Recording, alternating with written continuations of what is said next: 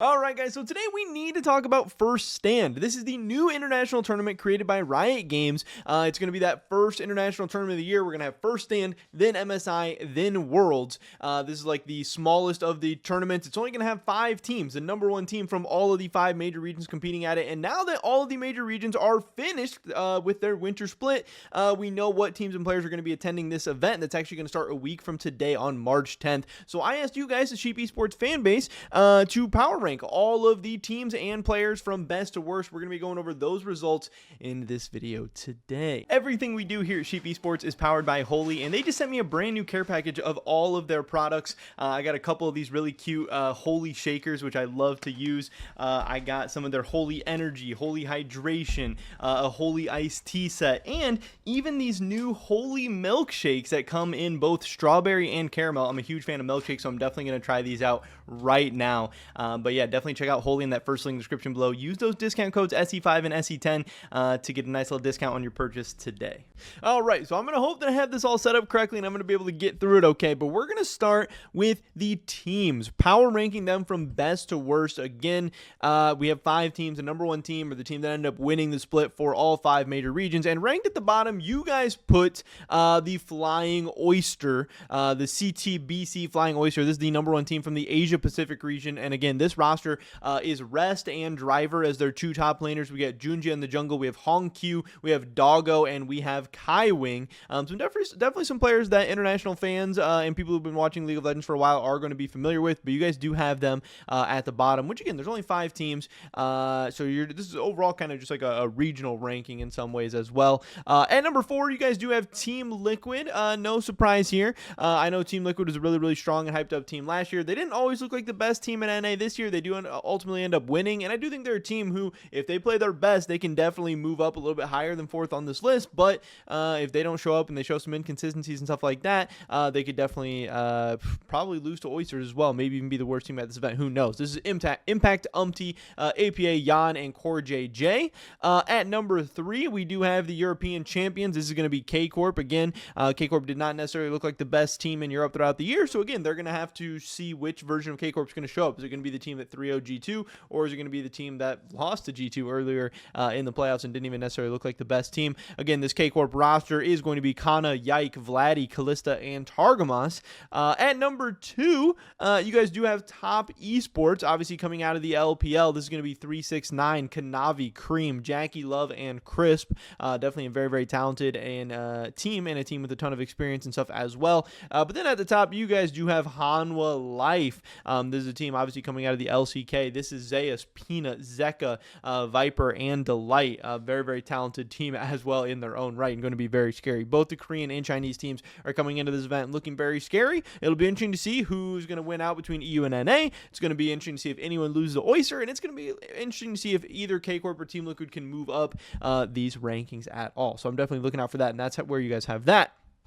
As far as the top laners, at number 6, again, there's 6 players here because Flying Oyster is rotating between 2 top laners, between Rest and Driver. Number 6, you guys have Rest. At 5, you are putting Driver between the 2 Flying Oyster's top laners. At number 4, you are going with Impact. I don't know. Obviously, Impact is a guy who, people wouldn't necessarily argue is at the peak of his career anymore, but he's also a guy with a ton of international experience. He's been there, done that. And every once in a while, when he chooses to, he can really show up and be the best. So, hey, 4 might seem a little bit low for me for Impact, but it's also, like I said, going to depend what version of him shows up. Probably going to depend a little bit what the meta is. Probably going to depend a little bit how Team Liquid as a team shows up. But Impact is a guy who definitely has the capabilities of moving up this list. Number 3, we have Kana. He was definitely a beast for K-Corp down the stretch. So, can't really go wrong there. At number 2, you guys put 369. And then at the top, obviously none other than Zeus. This guy's an absolute animal. We know that.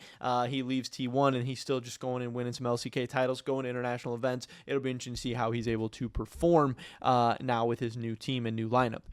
Then obviously we have to get into the junglers and down to the bottom. Actually down to the bottom, I clicked on the wrong name. You guys have UMTY. So you guys have the NA player ranked as the worst jungler here, which again, I know UMTY has not been necessarily his best throughout his stint for Team Liquid just yet. I'm sure he has a chip on his shoulder. I'm sure he wants to prove things wrong, but we can't go based off of, hype or potential or anything like that. Umti has not been very good for Team Liquid over the past, year and change. And I thought it was interesting. You guys do actually have him ranked at the bottom. Next up, we have Junjia, obviously with the Flying Oysters. At number 3, you guys have Yike, and this is a player who I'm so interested and so excited to see how he's going to do with K-Corp, because again, this is definitely a guy who had a lot to prove, guy with a chip on his shoulder. G2 said, hey, you're not good enough. We can't win with you. We can't go to the places we want to go with you on our team. And now he left, went to K-Corp, and won an international title, and he's back at this international event.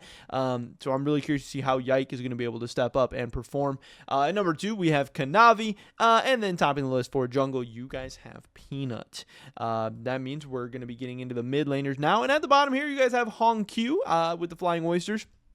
At number 4, you have APA. And APA is a guy who, again, he's been really, really good for Team Liquid throughout his whole stint. Last year at Worlds, he definitely had some rookie mistakes or young player mistakes or whatever. But he was very, very close to actually having a very, very good Worlds. If there wasn't a couple, blunders or botch plays or whatever, APA could have carried a couple more games for Team Liquid and really had them doing better overall. So I'm interested to see if APA is going to be able to shake those nerves off, shake off that rust, and, have a pop-off performance at this international tournament, or if he's still going to be making those mistakes, and if maybe just international events are going to be a little bit tough for him. I don't know, but APA is definitely a great player who has a chance to really make a name for himself at this international tournament. At number 3, we have Vladdy down the stretch for K-Corp. He looked like one of the best players in the LEC. He just beat Caps 3-0 in a best of 5, so that's something he's got going for him for sure.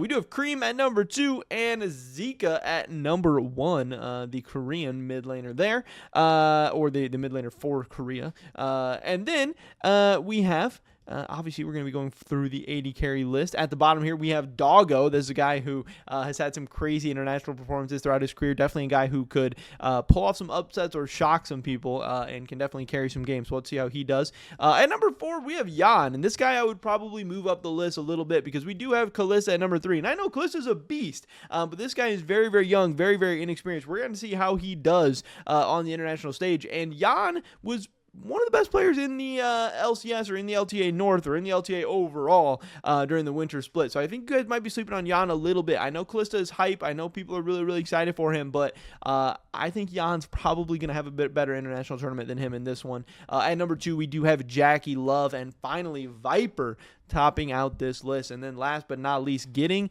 into the supports. At the bottom here, you guys do have Kaiwing. At number 4, you guys have Targamas, who I know he performed a lot better than a lot of people thought he was going to this split. He was one of the most talked about players this offseason. People were saying, hey, why does K-Corp believe in him? Why does Kalista want to play with him? Why is K-Corp not going for somebody better? Hey, K-Corp has a really, really nice roster, but Targamas doesn't even deserve to be in the league, so he's going to hold them back. And now Targamas is an LEC champion once again, and again, he took down his old team G2 in the finals to get there. So I do think he silenced a lot of haters, but he's also still going to have to do even more at an international event now. Going to first stand, the competition is going to be fierce, so we'll have to see how he does. But at number 3, we do have Core JJ. At number 2, we have Crisp. And finally, rounding out the top of the support list, we have Delight at the top. So there it is, the Sheep Esports Power Rankings for all of the teams and players that are going to be participating in this new First Stand International Tournament. Again, taking place on March 10th. Definitely tune in and check it out. I'm super, super excited to see how this all goes down. And hopefully EU and NA can surprise some people, win some games. And I do hope that one of either the European or the North American team does end up in the finals. A lot of our players pop off. That would be super hype and exciting for me. I'm super excited to see what you guys think is going to happen, what you guys think is right or wrong about any of the lists that we talked about in this video today. But yeah, this is First Stand. I know a lot of people think it's called like First Strike or whatever, but it's called First Stand. It's taking place in a week, and I can't wait. Hopefully we catch you guys in the next one. Until then, peace.